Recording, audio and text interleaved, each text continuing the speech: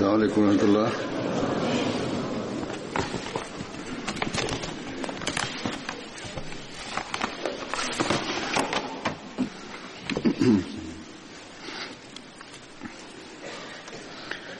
أشهد أن لا إله إلا الله وحده لا شريك له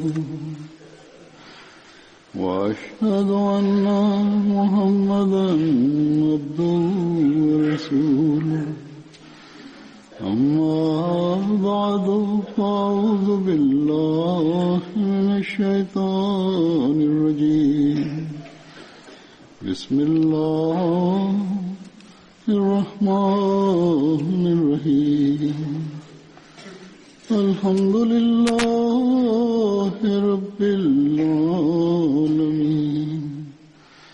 الرحمن الرحيم مالك يوم الدين إياك نعبد وإياك نستعين اهدنا الصراط المستقيم صراط الذين أنعمت عليهم غير المغضوب عليهم ولا الضالين.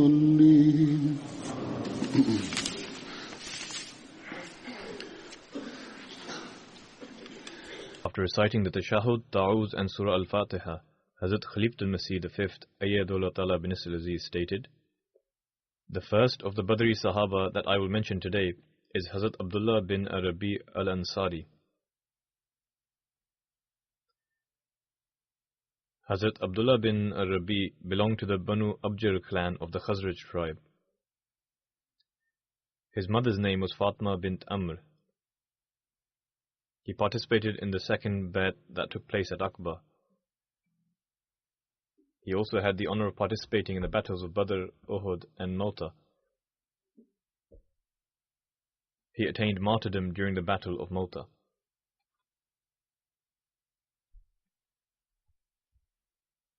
The second companion is Hazrat Atiyah bin Nawara, radiyallahu anhu. He participated in the battle of Badr, and this is the only information that is available regarding him. Then there is Hazrat Sahal bin Qais. His mother's name was Naila bint Salama.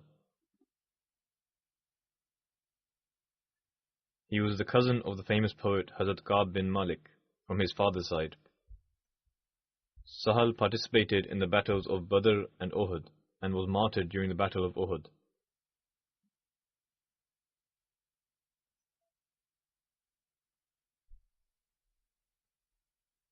Each year the Holy Prophet ﷺ used to visit the graves of those martyred during the battle of Uhud. When he used to enter the valley, he would loudly say, "Assalamu alaykum bima sabartum fa ni'ma uqbud dar."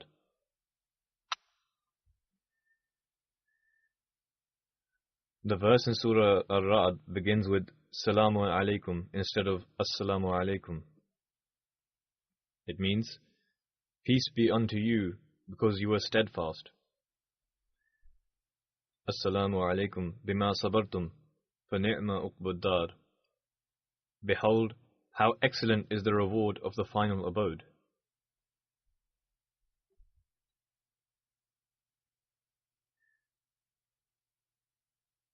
Hazrat Abu Bakr, Hazrat Umar and Hazrat Usman continued this practice after the Holy Prophet ﷺ.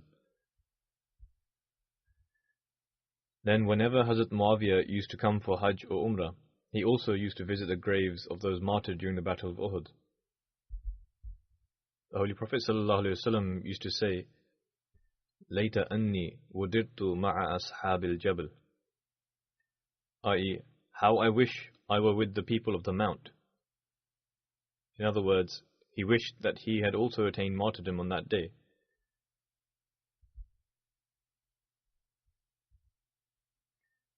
Likewise, whenever Hazrat Sa'd bin Abi Waqqas used to go to his estates in Ghaba, a village located to the northwest of Medina, he would also visit the graves of those martyred during the Battle of Uhud.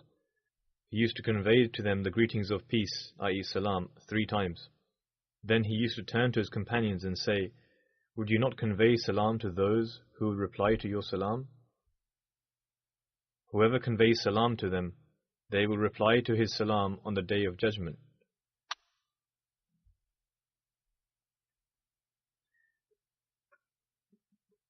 Once the Holy Prophet ﷺ passed by the grave of Hazrat Musa bin Umair. He stopped by it, prayed there, and recited the following verse. من المؤمنين رجال صدقوا ما أحد الله عليه فمنهم من قضى نحبه ومنهم من ينتظر وما بدلوا تبديلا.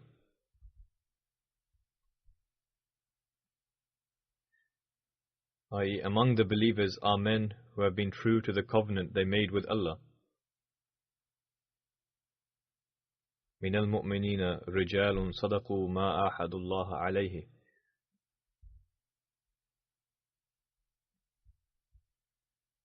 There are some of them who have fulfilled their vow, and some who still wait, and they have not changed their condition in the least. He then said, "I bear witness that they will be considered martyrs by Allah on the Day of Judgment. You should visit them and send your greetings of peace to them. I swear by the being who has possession over my life, that whoever sends their greetings of peace to them will receive an answer from them on the Day of Judgment." The companions of the Holy Prophet ﷺ used to come here, pray for them, and send their salutations of peace. The sisters of Hazrat Sahal bin Qais, Hazrat Sukhta, and Hazrat Umrah also believed in the Holy Prophet ﷺ and were blessed to pledge allegiance to him. The next companion is Hazrat Abdullah bin Humayr al-Ashja'i. He belonged to the Banu Duhman, who had a treaty with the Ansar. He participated in the Battle of Badr alongside his brother, Hazrat Kharja. He also participated in the Battle of Uhud. The name of his wife is Hazrat Thabit bin Haritha, and she also accepted the Holy Prophet ﷺ.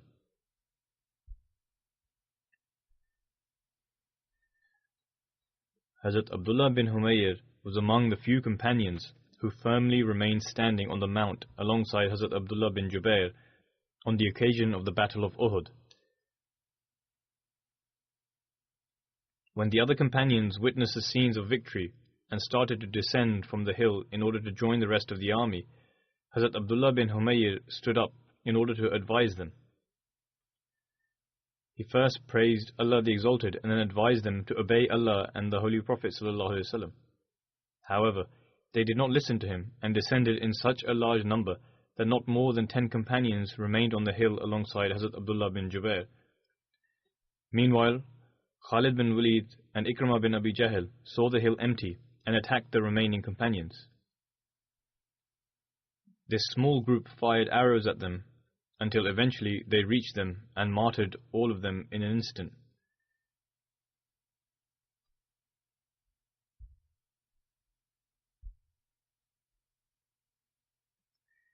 Hazrat Mirza Bashir Ahmed Sahib has written about this incident of Uhud in further detail in Sirat Khatam al-Nabiyyin. He writes, "The Holy Prophet ﷺ placed his trust in God and marched forward and set up the tents in the valley of Uhud. He did so in a manner that the hill of Uhud was behind the Muslims and Medina was in front of them. In this manner he protected the rear side of his army. The hill contained a pass wherefrom an attack was possible. In order to protect it, the Holy Prophet ﷺ made arrangements of appointing 50 companions to stay there under the leadership of Abdullah bin Jubair. Furthermore, he emphasized that no matter what happens, they should not leave it and continue to fire arrows at the enemy. The Holy Prophet ﷺ was so concerned about the protection of this pass that he repeatedly emphasized to Abdullah bin Jubair to not leave this pass unattended at any moment.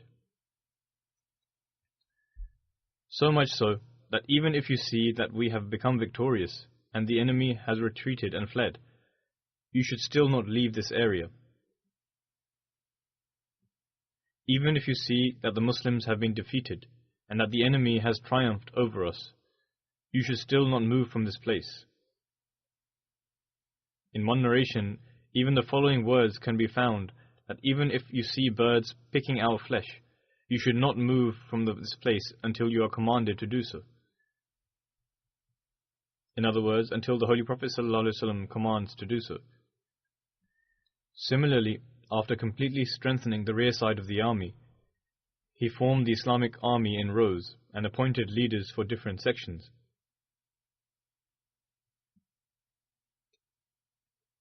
When the companions of Abdullah bin Jubair saw that they had become victorious, they said to their leader Abdullah that we may have become victorious now, and the Muslims are gathering the spoils of war.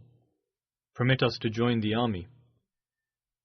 Abdullah stopped them and reminded them of the emphatic guidance of the Holy Prophet ﷺ.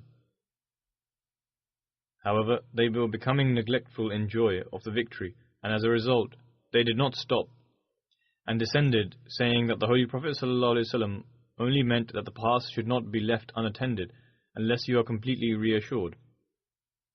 However, as we have become victorious now, there is no harm in leaving. No one remained for the protection of the valley apart from Abdullah bin Jubair and 5 or 7 of his companions. The sharp eye of Khalid bin Walid glanced at the pass from a distance and saw it was empty. Upon this, he swiftly gathered his horsemen and immediately turned towards the pass. Ikrimah bin Abi Jahl also followed him and quickly rushed a group of soldiers there. These two groups martyred Abdullah bin Jubair and his few companions in an instant, and suddenly attacked from the rear of the Muslim army.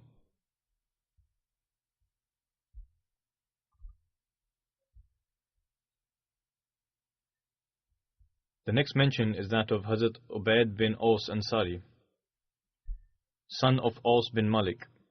Hazrat Ubaid bin Aus participated in the Battle of Badr. He captured Hazrat Aqil bin Abi Talib during the Battle of Badr. Similarly, it is said that he also captured Hazrat Abbas and Hazrat Nawfal. When he presented himself before the Holy Prophet ﷺ with all 3 of them tied up in ropes, the Holy Prophet ﷺ said, لَقَدْ أَعَانَكَ عَلَيْهِمْ مَلَكٌ كَرِيمٌ. That is, surely an honorable angel has assisted you in this matter. On this very premise, the Holy Prophet ﷺ gave him the title of Muqarrin, i.e. the one who shackles others. In another narration it is mentioned that the one to capture Hazrat Abbas during the Battle of Badr was Hazrat Abul Yasir Ka'b bin Amr. Hazrat Ubaid bin Aus married Hazrat Umayma bint al-Numan. Hazrat Umayma also accepted the Holy Prophet ﷺ and received the blessings of pledging initiation to him. Now I will mention about Hazrat Abdullah bin Jubair, who was previously mentioned in relation to another companion.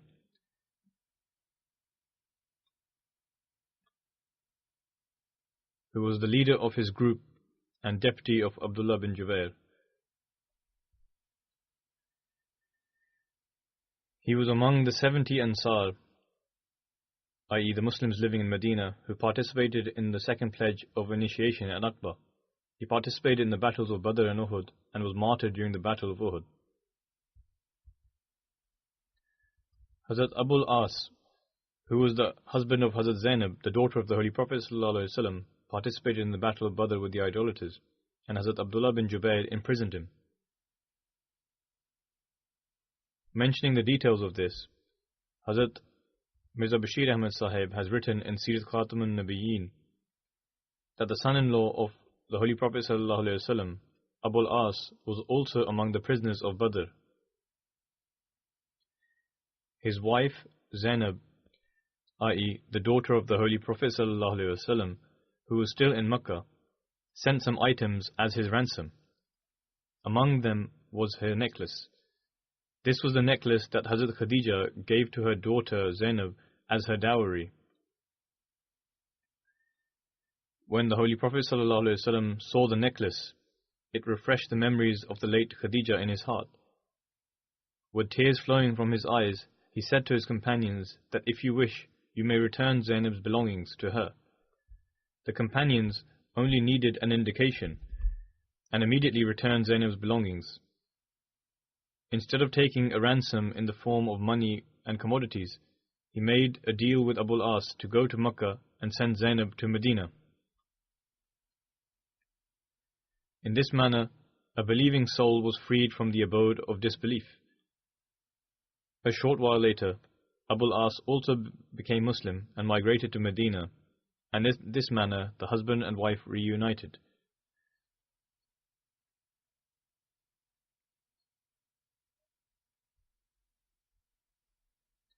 During the Battle of Uhud, the Holy Prophet ﷺ appointed Hazrat Abdullah bin Jubair as the chief of the 50 archers, who were appointed to protect the pass located behind the Muslims. The details have already been mentioned in the incident of Abdullah bin Humayr.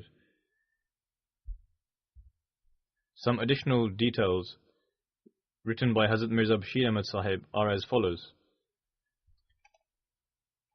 Putting his trust in God, the Holy Prophet ﷺ marched forward and set up camp on the plain at the foot of the Mount of Uhud in such a manner that the mountain range fell behind the Muslims and Medina was positioned in front of them, as it were.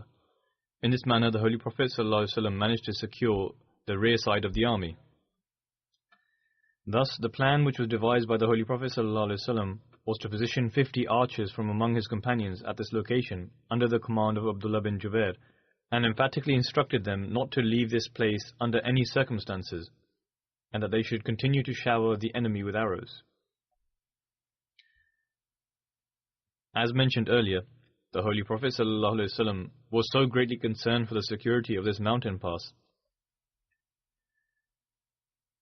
that he repeatedly instructed Abdullah bin Jubair, saying, "Look here, this mountain pass should not be left empty under any circumstances. Even if you see that we have become victorious and the enemy has fled in defeat, do not leave this place. And if you see that the Muslims have been defeated and the enemy has prevailed upon us, do not move from this place."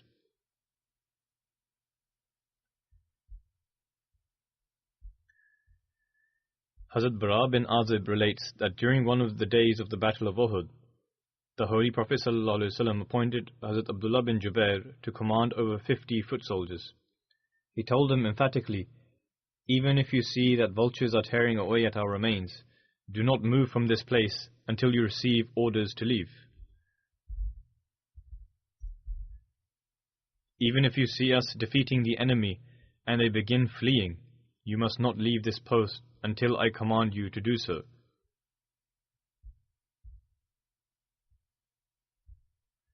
Thus the Muslims were defeating the enemy and driving them away. Hazrat Bara states, "By God, I witnessed the disbelieving women holding up their clothes whilst fleeing. In that period of time, women would also accompany the men in battle to motivate them, to the extent that their anklets and calves were laid bare. Whilst witnessing this, the companions of Hazrat Abdullah bin Jubair said, 'Let us go and collect the spoils of war. Our comrades have been victorious, so what are you waiting for?' Hazrat Abdullah bin Jubair then said, 'Have you forgotten the instructions given to us by the Holy Prophet ﷺ?'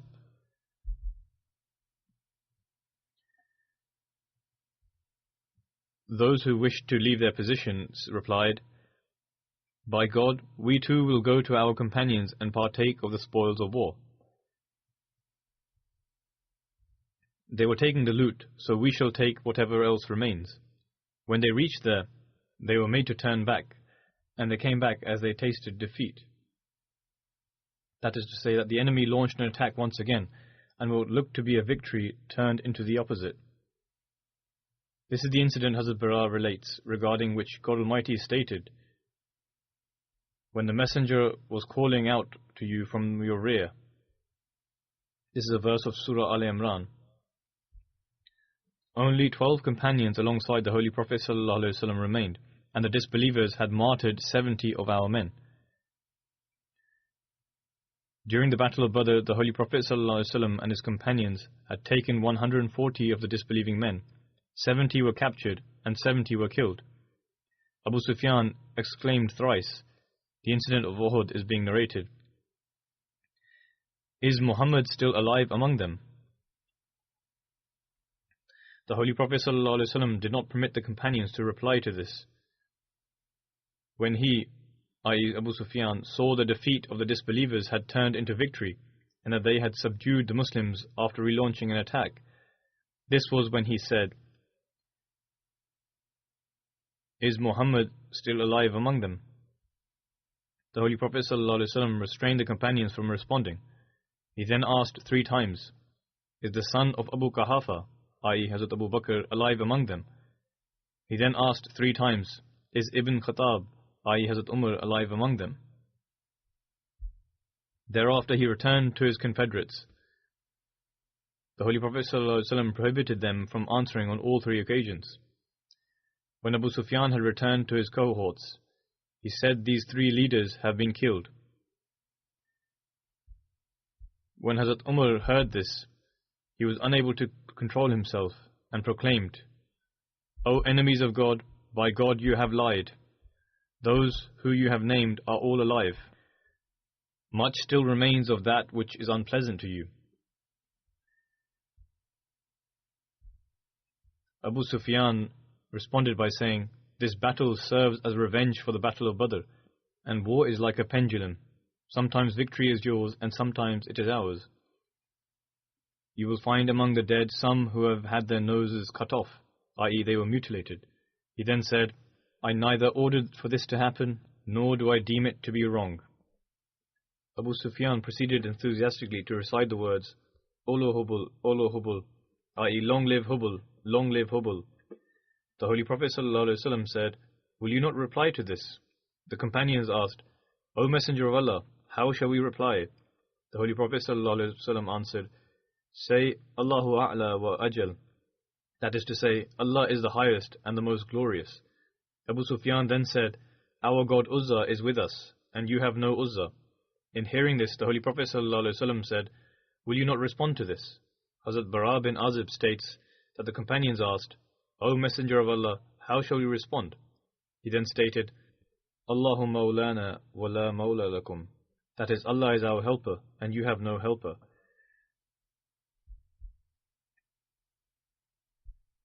Hazrat Muslim Maud radhiyallahu anhu has also written in regards to this incident in great detail and shed light upon the Battle of Uhud. He states, The companions who were beside the Holy Prophet ﷺ had been pushed back by the crowd of the disbelievers, but then gathered around him when they saw the enemy retreat. They picked up the blessed body of the Holy Prophet ﷺ, and one companion named Ubaidah bin al-Jarrah used his teeth to firmly remove the nail which had been dislodged in the head of the Holy Prophet ﷺ and broke some of his teeth in the process. A little while later, the Holy Prophet ﷺ regained consciousness, and the companions drew away the enemy from all sides for the Muslims to gather once more. They dashed forward and began forming an army once again. The Holy Prophet ﷺ took them to the foot of the mountain.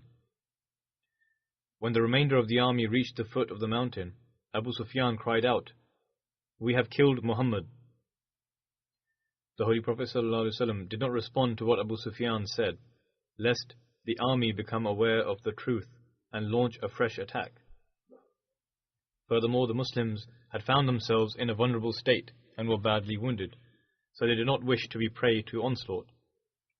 When no response was heard from the Muslim army, Abu Sufyan was assured of his assumption and shouted out, We have also killed Abu Bakr.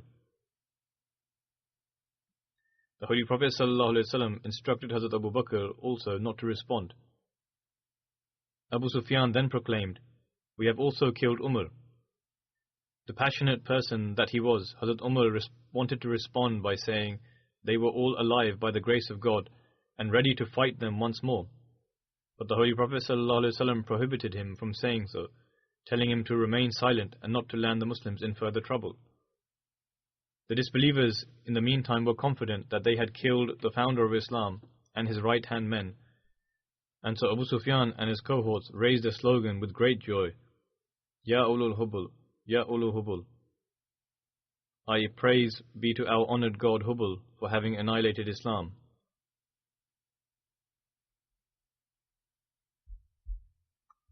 Hazrat Muslim Maud radhiyallahu anhu writes,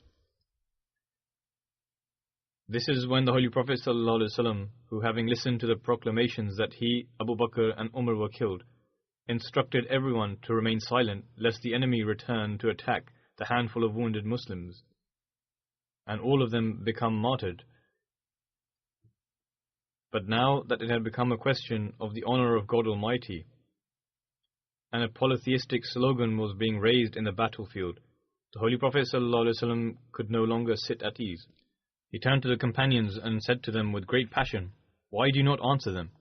The companions asked, O Messenger of Allah, what shall we say? The Holy Prophet ﷺ told them to say, Allahu A'la wa Ajal. You utter a lie when you say Hubal is exalted. God, who is one and has no partner, is honored and is far superior. This is how he informed the enemy that he was still alive. As a Muslim further writes, this courageous and spirited answer had such a profound effect on the opposing army that despite all their hopes being dashed with this answer, and despite the fact that they were only a handful of wounded Muslims standing before them, whom they could have quite easily dealt with in the material terms, they could not muster up the courage to attack them once more. Instead, having heard this slogan, they returned to Makkah pleased with all the success they had achieved.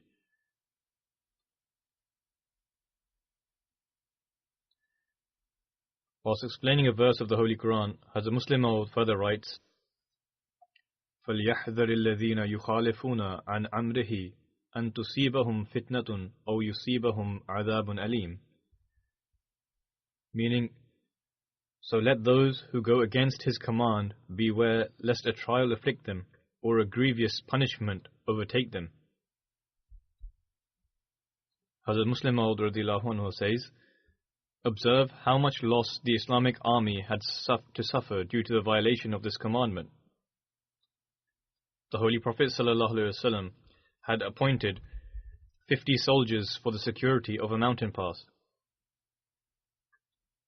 The mountain pass was so crucial that the Holy Prophet ﷺ called for the leading officer, Abdullah bin Jubair, and instructed him, whether we die or we are victorious, you should not abandon this mountain pass.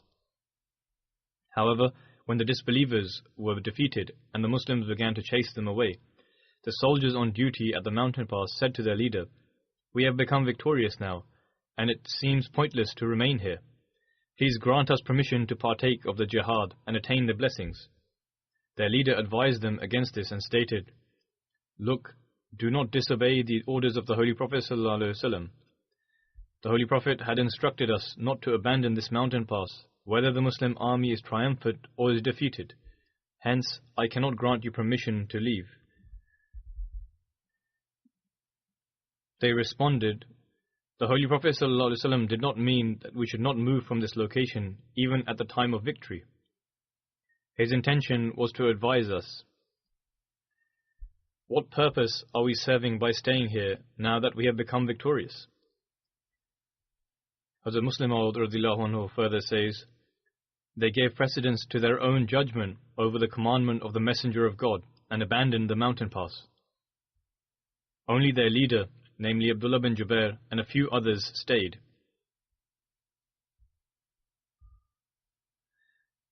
When the army of the disbelievers were retreating, Khalid bin Walid turned around and observed that the mountain pass was unoccupied. He called upon Amr bin al-As. Both of them had not yet accepted Islam. Khalid bin Walid said to him, look, what an excellent opportunity lies before us. Let us turn back around and attack the Muslims. Hence, both these generals rearranged their troops who were fleeing the battlefield and climbed the mountain and severed the hands of the Muslim army. The few Muslims that were present there could not withstand this attack and were killed. the enemy attacked the Muslim army from the rear. This attack by the disbelievers was so unexpected that the Muslims, who had dispersed while celebrating victory, could not hold their ground. Only a few companions, 20 at most, were able to gather around the Holy Prophet ﷺ. How long could these few men contend with the enemy? Eventually, the Muslim soldiers were pushed back due to the large number of the disbelievers, and the Holy Prophet ﷺ was left alone in the battlefield. It was at this time that a stone hit his helmet, causing the nails to pierce his head, rendering him unconscious, and fell in a ditch. As it has been mentioned already that a companion took the nail out of his head and lost his teeth in the process as well. The ditch had been dug by certain mischievous individuals who had covered it up in order to cause harm to the Muslim army. They dug out a ditch and covered it with grass and sward, and so no one could tell there was a ditch, and the Holy Prophet ﷺ fell inside it. Thereafter a few more companions were martyred, and their bodies fell on top of the blessed body of the Holy Prophet ﷺ. As a result, news spread amongst the people that the Holy Prophet ﷺ was martyred. However, the companions who were pushed back due to the heavy onslaught of the kuffar immediately came around the Holy Prophet ﷺ when the kuffar moved back. They took the Holy Prophet ﷺ out of the ditch, and after a short while the Holy Prophet regained consciousness and ordered for soldiers to run around the outskirts of the battlefield in order to regroup the Muslims. The Holy Prophet ﷺ then led them into a valley of a mountain. The reason why the Muslim army had to endure a momentary loss after victory was because a few individuals. Hazrat Muslim Maud draws the following conclusion from this incident, and this is something that one should pay close heed to. Hazrat Muslim Maud states, the reason why the Muslim army had to endure a momentary loss after the victory was because a few individuals disobeyed a commandment of the Holy Prophet ﷺ and took their own initiative instead of adhering to the Holy Prophet ﷺ's instruction. However, if they followed the Holy Prophet ﷺ, just like the pulse follows the heart, if they believed that a single commandment of the Holy Prophet ﷺ was more important than even if the entire world was to sacrifice their lives, and if they had not used their own initiative and thereby had not left the mount regarding which the Holy Prophet ﷺ had instructed them to not leave, irrespective of whether they were in a state of victory or defeat, then the enemy would not have had the opportunity to attack again, and nor the Holy Prophet ﷺ and his companions would have suffered any loss. As a Muslim Maud further states, in this verse, God Almighty has drawn the attention of the Muslims towards the important principle that those who do not fully adhere to the commandment of the Holy Prophet ﷺ and instead give preference to their own judgment and opinions, or begin to interpret in their own way,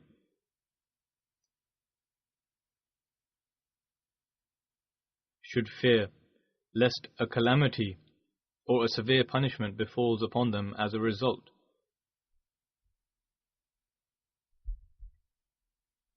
In other words, it states that if one seeks to attain any success, they then ought to stand and sit on the commandment of a single instruction. Until this spirit remains, the Muslims will remain intact. But the day this spirit ceases to exist, Islam will however remain, but God Almighty's hand will strangle them, i.e. those who show disobedience to the Holy Prophet ﷺ. Today, this is precisely the case of the Muslims. God Almighty's succor is no longer with them. They have begun to offer all kinds of interpretations to the instruction of the Holy Prophet ﷺ, which was to accept the promised Messiah and Mahdi, and convey his salam to him, and hold him as a judge and arbiter. As a result, the consequences are evident. Here, there is also a lesson and warning for the Ahmadis, that after accepting the promised Messiah ﷺ, it is only through complete obedience that one can attain any kind of success or victory. Thus, each and every person should assess their conditions in regards to the standards of their obedience.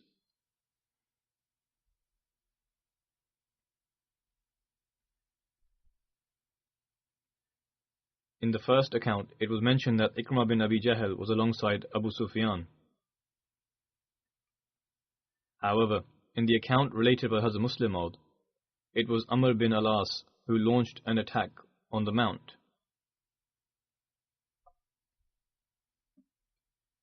There are also other names mentioned in various other narrations.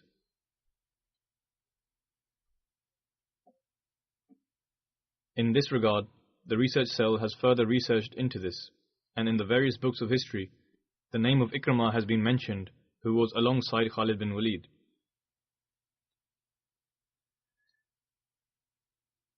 However, there are also references which mention that the mushrikeen, i.e. the idolaters, assigned their cavalry from among their army under the leadership of certain individuals,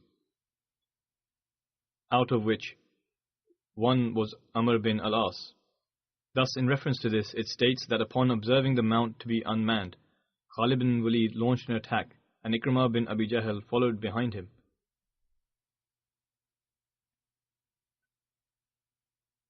Thus, if all three accounts are assessed together, then one way of eliminating any contradiction between them is that since Hazrat Amr bin al-As was the one leading the cavalry, therefore he too was with them, and so Abu Sufyan, Ikrimah and Abu al-As were all together. In this way, there is no contradiction among the narrations.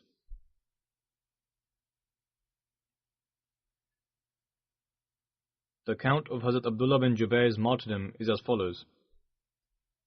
When Khalid bin Walid and Ikrimah bin Abi Jahl came forward to launch an attack, Hazrat Abdullah bin Jubair fired arrows to the point that all his arrows finished. He then fought with his spear until his spear broke. Thereafter he began fighting with his sword until he was martyred and fell. He was martyred by Ikrimah bin Abi Jahl. When he fell, the enemies dragged his body and despicably mutilated his body. They pierced his body so many times with their spears that his intestines fell out. Hazrat Khawad bin Jubair states, when Hazrat Abdullah bin Jubair was left in this state, the Muslim then returned, and I was also with them. I laughed at a place where no other person laughed, and I fell asleep at a place where no one else had slept, and I acted with miserliness at the place where no one else shows miserliness. The state that I was in, one cannot do all three. He was then asked as to why he did this, and Hazrat Khawad replied, I held both arms and Abu Hina held both feet, and we lifted Hazrat Abdullah. I then tied his wound with the cloth of my turban, and at the time of lifting him, the idolaters were on one side. The cloth of my turban loosened and fell to the ground, and Hazrat Abdullah bin Jubair's intestines came out. My companion became anxious, and at the enemy being so close, and began looking over his shoulder. Upon this I began to laugh at what he was doing in such a moment. Then one of them advanced towards us, and held his spear near my throat, and suddenly I was overcome with sleep, and the spear drew away. This was also a help from God Almighty. God Almighty caused him to become overcome with sudden sleep. In such a state, I could not do anything, as the spear was right next to my throat, but as a result of this, the spear was moved away. Then, when we were about to dig a grave of Hazrat Abdullah bin Jubair, I only had my bow, and the ground had become very firm. So we came down from the mount with his body to a valley, and I dug the grave with the corner of my bow. The string was also attached to the bow, and I said to myself that I would not let my string get damaged. So I loosened the string and took it off, and then dug the grave with the corner of the bow, and buried Hazrat Abdullah bin Jubair. Just as Abdullah bin Jubair and his companions demonstrated complete devotion and were able to understand the true spirit of the commandments given to them, may we also understand this and demonstrate complete obedience. And may we continue to become the recipients of God Almighty's grace.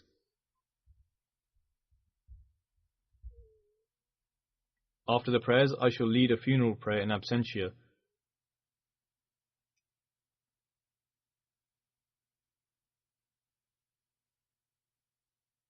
For Nadir Al-Husni Sahib from Canada.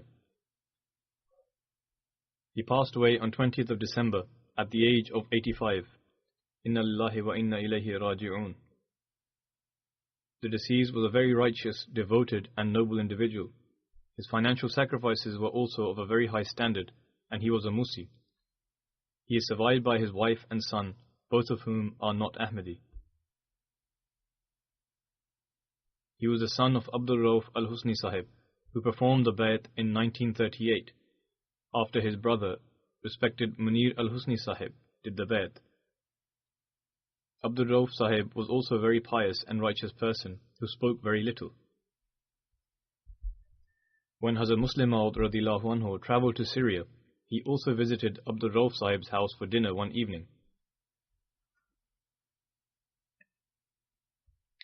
Nadir Al-Husni Sahib also possessed many of his father's qualities, and he also demonstrated a lofty example in his devotion and loyalty. Amir Sahib, i.e. National President of Canada, writes, after the inauguration of the Bayt al-Islam Mosque, he would travel 4 hours every week to attend the Friday sermon, and would then drive back to his home in Sudbury the same day. Many a times we would ask him to take some rest and travel the next day, but in his own style he would offer some reason and return, so that the Jamaat was not inconvenienced in any way due to him. He continued this practice right up until his last illness. He was also the Muazzin for the Friday prayers for many years at Bayt al-Islam Mosque. He had a very unique way of calling the azan and was filled with so much passion that it would captivate the listeners.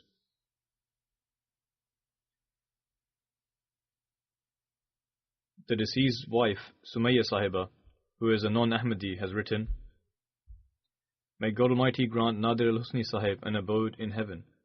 He was a very thankful, honest, trustworthy and devoted individual for his family and the Jamaat. He would strive to always help anyone who was in need, and would treat them with great compassion. Without letting anyone know, he helped a poor non-Ahmadi woman as much as he could. Whenever we would go to visit her, Nadir Sahib would first go to the market and purchase various essential items, and then go to her house, and he continued this right until his demise.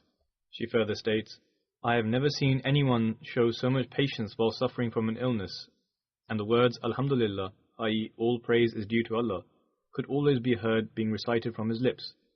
His heart would be filled with the fear of God Almighty whilst imploring Him for help. He would regularly offer his 5 daily prayers and tahajjud, and everyone who knew him was aware of his piety. Mu'tazil Kazak Sahib writes, During my stay in Syria, I heard about Nadir Al-Husni Sahib. The Husni family is known for their loyalty and strong attachment towards Khilafat. After arriving in Canada, I met Nadir Al-Husni Sahib at the mosque. He was a very pious-natured individual who was always cheerful. Having spoken to him, I was greatly impressed by his love for Khilafat and his desire to meet with friends in the mosque. He writes, his regularity in prayers was an example for all of us. He further writes, after his demise, his wife and son came to Toronto. I had the opportunity to help them under the Jamaat organization and help towards the funeral and burial. His wife told me that there were 3 mosques in their local area. All of them asked her about the funeral arrangements for the deceased. She replied, and she is a non-Ahmadi, that the funeral proceedings will take place in the mosque where he offered his prayers. Kazak Sahib further states, when his coffin was being lowered into the grave, I thought of an incident in relation to my uncle, Al-Haj Sami Kazak Sahib, which brought tears to my eyes. During his terminal illness, I remained close to him until his demise. One day I saw him crying, and he said to me, inform my master, Hazrat Amir al-Mu'mineen, Ayyadahullah, that I love him dearly and that I will remain loyal to Khilafat until my last breath. I believe he passed away during the Khilafat of Hazrat Khalifatul Masih III, rahimahullah. Nevertheless, in whichever time it was, these were his words. Qazaq Sahib writes, "My thoughts about Nadir Sahib are the same. He also had a very sincere relationship with Khilafat. It is regarding these people whom God Almighty says, مِنَ الْمُؤْمِنِينَ رِجَالٌ صَدَقُوا مَا آحَدُوا اللَّهَ عَلَيْهِ فَمِنْهُمْ مَنْ قَضَى نَحْبَهُ وَمِنْهُمْ مَنْ يَنْتَظِرُ وَمَا بَدَّلُوا تَبْدِيلًا." Qazaq Sahib continues by saying, the deceased had many memories with the Khulafa. In 1955, when Hazrat Muslim Maud radiyallahu anhu visited Syria, he had the opportunity to be in close company of Hazrat Muslim Maud.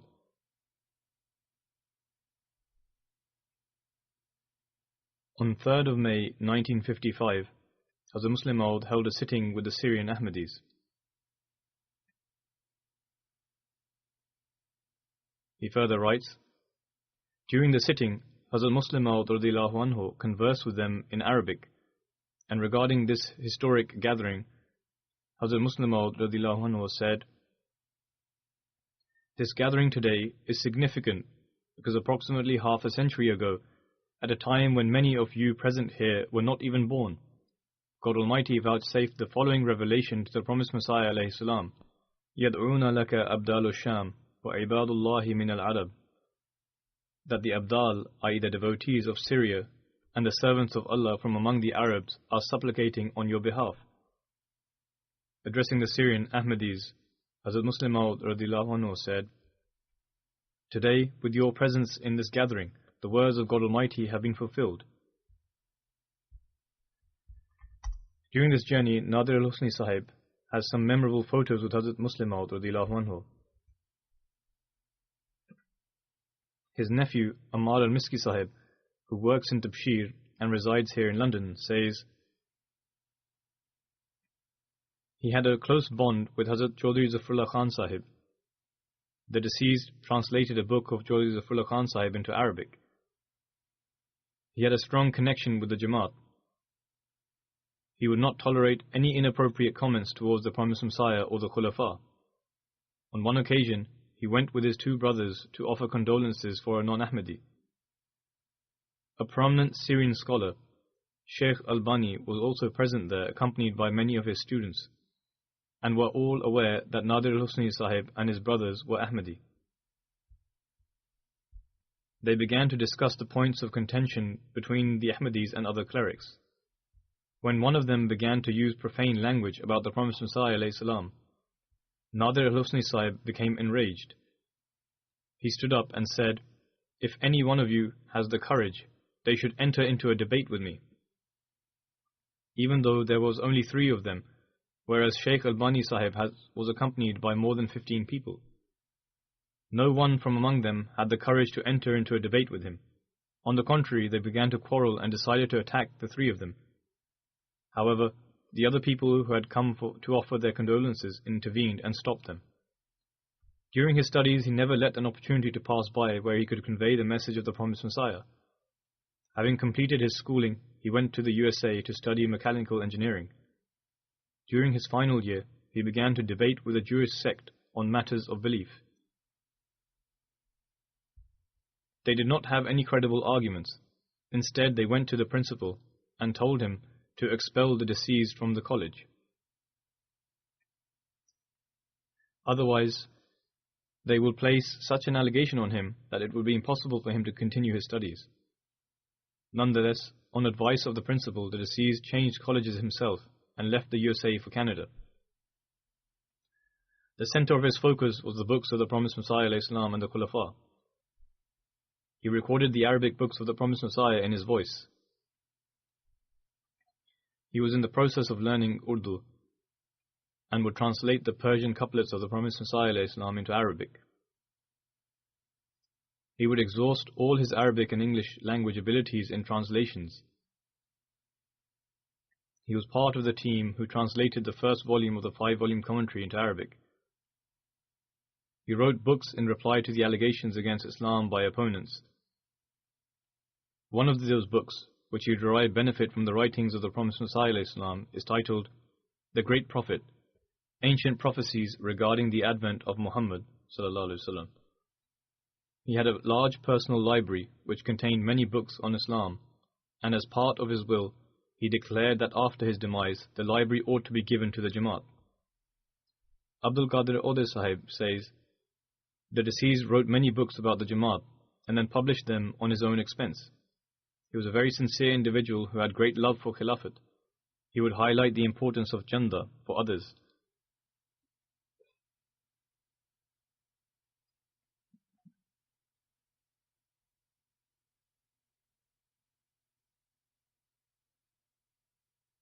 Abdul Razak Faraz Sahib, who is a missionary and teaches in Jamia, Canada, says, he was a very patient and was always grateful. During his final years, he was unable to consume food orally due to his illness. He was given food with the help of a machine directly to the stomach. Despite all this, when his condition would improve, he would travel to Jamia. When the situation in Syria deteriorated and Arabs began to migrate to Canada, he would meet them with great love and affection.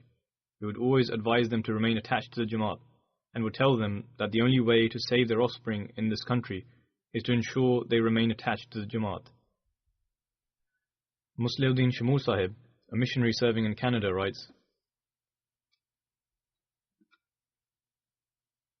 after listening to the sermons of Hazrat Khalifatul Masih, Nadir al-Husni Sahib would print the sermon and then read it again, after which he would store it in a file. At home, he recorded the Arabic books of the Promised Messiah ﷺ and the 10-volume Arabic translation of At-Tafsir Kabir in his voice. Then during his journey to and from Jummah, he would listen to them, or he would listen to Tilawat, the Darsul Quran of Hazrat Khalifatul Masih IV Rahimahullah that are being shown on MTA, and he would keep them with him. He then says, I stayed at his house on many occasions. Approximately 1 hour and a half or 2 hours prior to Fajr, I would hear him crying and lamenting in his Tahajjud prayers. When he would turn on the TV, he would only watch MTA or the news. On one occasion, his MTA was not working. He immediately sent a message for it to be fixed, saying it would be difficult to survive without it. Shamur Sahib has also written that during the prayers, he would recite the prayer, Allahumma atmim alayna ni'mat al-khilafah, that, O Allah, enable us to derive the utmost blessings from Khilafat. And whenever he recited this prayer, he would begin to cry. He said that he had witnessed this on many occasions. May God Almighty elevate the status of the deceased, and may He enable his wife and children to enter into the Bayt of the Promised Messiah alayhi salam. May God accept all his supplications that he offered about them.